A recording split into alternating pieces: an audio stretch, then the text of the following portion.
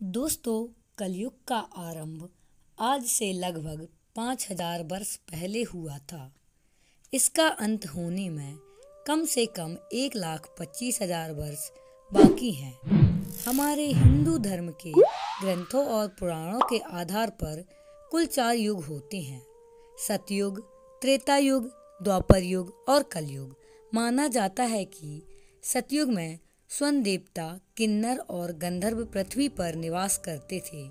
सतयुग के बाद आया त्रेता युग। इस युग में भगवान श्री राम ने जन्म लिया और वनवास काटकर रावण का अंत किया।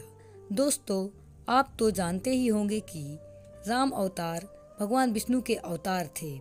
फिर द्वापर युग की शुरुआत हुई और इस युग में भगवान विष्णु ने श्री कृष्ण के रूप में जन्म लिया।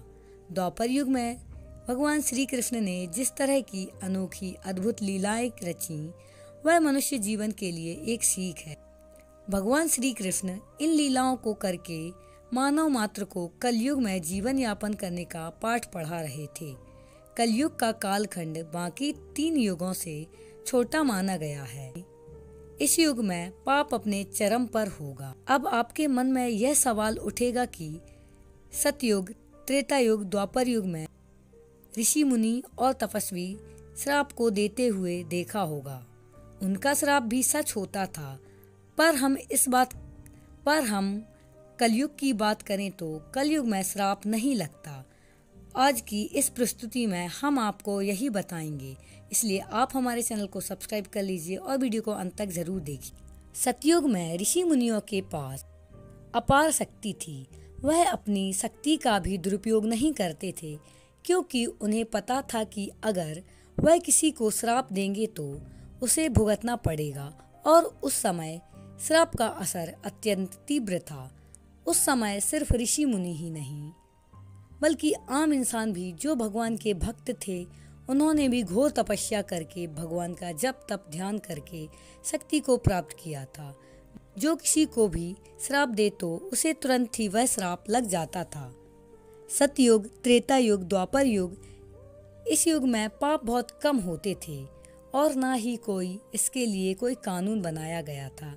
अगर पाप होता भी था तो उसका विनाश करने के लिए भगवान स्वयं ही धरती पर अवतरित होकर उसे नष्ट कर देते थे। द्वापर युग में भगवान श्री कृष्ण ने भगवत गीता में पांडव पुत्र अर्जुन को इन 3 युगों के बारे में बताया था कि इंसान इन 3 युगों में पाप नहीं कर पाया, मगर आने वाले इस कलयुग में मनुष्य घोर पाप करने वाले हैं।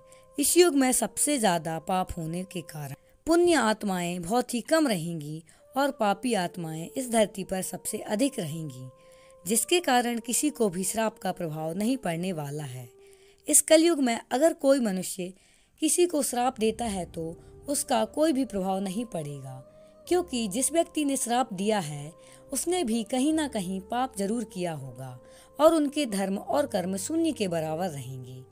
इसीलिए कलयुग में श्राप नहीं लगेगा। कलयुग में लोग इतने स्वार्थी रहेंगे। अगर कलयुग में श्राप लगेगा तो धरती पर कोई भी मनुष्य जीवित नहीं रहेगा, जिसके कारण उन्हें श्राप का असर नहीं होगा। जिस प्रकार मौसम बदलता रहता है, ठीक उसी प्रकार श्राप का भी असर बदलता है।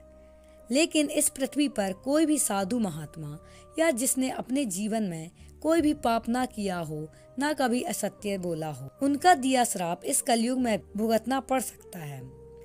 समय आने पर उनके दिए हुए श्राप का असर जरूर समझ पाएंगे, क्योंकि कलयुग में श्राप का असर धीरे होगा।